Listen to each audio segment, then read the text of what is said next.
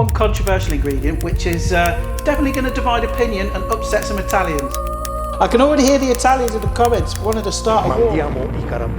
I think this makes it better. Now, before you lose your shit and you go to Vincenzo and tell him to kick my head in, I'm sorry. I do love a good salad from time to time, especially in the summer when it's a bit warm. So I'm going to make today probably, I would say, I don't know if it's my favourite, but it's definitely in my top 5 favourite salads of all time. And it's Caprese salad. And it's delicious, tasty, and it's the embodiment of summer, I think. But it is deceptively easy. From the outside, it just looks like mozzarella, tomato, basil, olive oil, just sort of chucked together.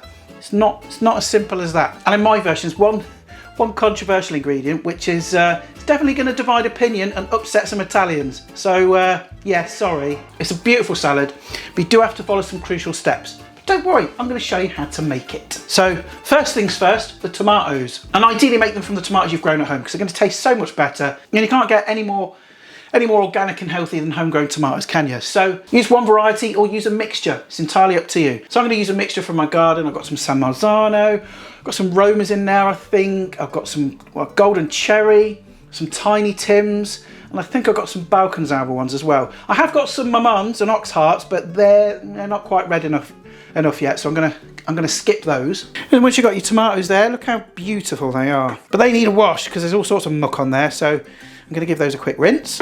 So just under some cold water, just give them a good thorough wash.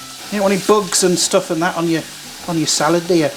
So we've got our beautiful tomatoes here. They've been cleaned, they've been dried as well, so they're ready to slice up. Move this out of the way a second. Now you can just sort of make this all nice and dainty and do like the layered Caprese salad where you slice the mozzarella, tomato, basil and all that, make it look all fancy, but this time round, I'm just going to kind of all chuck it in one pan. So I've got a nice big tray here. So what I'm going to do is just take the larger ones, get myself a knife, nip off the end, and just kind of cut them into chunks. Really, you don't want to be, you need to be too fussy with them. Okay, and just toss them into your tray like that. And if you want, you can also cut them into slices as well. And then these little ones, look, I'm just going to cut those in half. Look how juicy that is inside. That's going to be so sweet and delicious. So they're all chopped up and ready to go. Look how beautiful that looks already. So we've got our tomatoes. Now we need to add some cheese. Not just any cheese. We're going to be using this stuff. We can focus in. Some really nice buffalo mozzarella. Why buffalo mozzarella? I mean, you could use cow's milk mozzarella, the standard stuff, but buffalo mozzarella, it's richer, it's creamier, and in a recipe like this, you kind of want the cheese to speak for itself. Stand on its own, sing its own song, you know? And for heaven's sake, don't use that grated stuff in a bag. That is definitely not going to work. So what I'm going to do is just open the lid, just a little bit, just until it's slightly open, and drain off that excess water that it's suspended in. And then again, just take another clean tea towel, you know, or a bit of kitchen paper is fine as well, and just pop them on the towel and just pat them dry, okay? Just to get them as dry as possible on the outside, because what you don't want is for this salad to be too wet. Fruit flies, piss off. F*** off. Now, of course, you can just like do this all fancy, like I said before, do slices of tomato, slices of mozzarella, but we're going rustic today, so I'm just going to rip off chunks of this and just wedge it in. Okay, just bite-sized pieces. Next, you're going to want to hit it with some pepper, some freshly ground black pepper. You know, as much or as little as you like, but I'd say a good teaspoon of that. Also some salt. Now again, use good salt for this, none of your table salt. Some nice flaky crystals. This is Cornish sea salt. You could use Maldon if you want, or your favourite brand. Okay, just go in with a little bit to start with. I'd say about half a teaspoon, because you can always add more. You can't take away, can you? Olive oil, that's what we need next. But not just any old olive oil. You've got to use the best you can afford. Good extra virgin olive oil, that's what you need. Don't try and scrimp on it. Don't try and get no cheap nonsense or use rapeseed oil. It's not going to work. You're going to end up with a shit dinner at the end of it, and that's not my fault. That's yours. Now you want a good couple of probably tablespoons in there. You want plenty on there. So it's going to add a really nice flavour. Nice and fragrant, nice and fruity. There we go. You can always add a bit more if you want. Next thing, fresh basil. Now you can see there's a theme going on here, isn't there? Fresh is best. But I do need to give this a quick rinse because, you know, a dog might have weed on it or something. I mean, I hope not, because I got it in Sainsbury's. Cut off the stems, turn the tap on.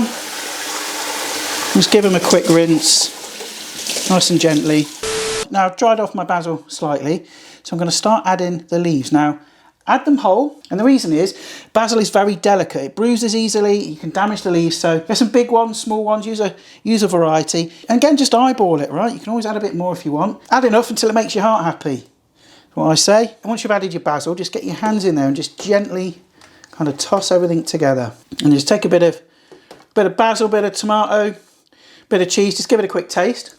And then adjust your seasoning. That could do with a little bit more pepper and salt. So just kind of adjust it as you go, you know. It's an easy salad to make, but you've got to follow my steps. And just because I can, I'm going to add some more olive oil. Just kind of, you know, pop it around, make it look presentable. Because we're not finished there yet, because I'm about to piss off the Italians. Now, before you lose your shit and you go to Vincenzo and tell him to kick my head in, right, just hear me out. Okay, I know it's not traditional, right? You don't have balsamic vinegar in a caprese salad. It should just have the olive oil. But controversially, I think this makes it better. All right, and there's a reason for that. Okay, because you've got the fattiness of the cheese, you've got the sweetness of the tomato, that herbal flavour from the basil, and this just adds a little bit of acid, just that little tiny bit of acid. I just think it makes all the difference. Okay, you can fight me in the comments, but I'm going to add some. Now, I'm not going to add a lot, just going to add a few drops because a little goes a long way. With this, we just want that little bit of brightness, that bit of acid. Okay, it's all about balance, I think. So I'm just going to add a few splashes. I can already hear the Italians in the comments wanting to start a war. I'm sorry. Some of you might think this is sacrilege. I think it makes it better. I'm sorry.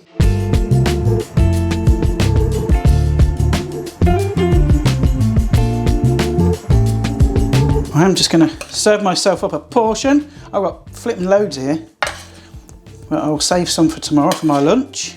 And there you have a beautiful, slightly non-traditional caprese salad. Here you go. I know it's corny and cringe, but that is the taste of summer. And that balsamic, it just adds a little something. I'm sorry. You know, you'll have to let me know in the comments if I've committed culinary sacrilege. In the eyes of some, I probably have, but it's delicious. You can leave the balsamic out if you want. You know, if you want to keep it like super traditional, but you do have to follow my steps because there's some non-negotiables in there if you're making this. Well, not really, you can make what the bloody hell you like, can't you? But don't blame me if it's crap. But anyway, I'm going to shoot off, have some more of this caprese salad, and I'll see you all next time. Ta for now.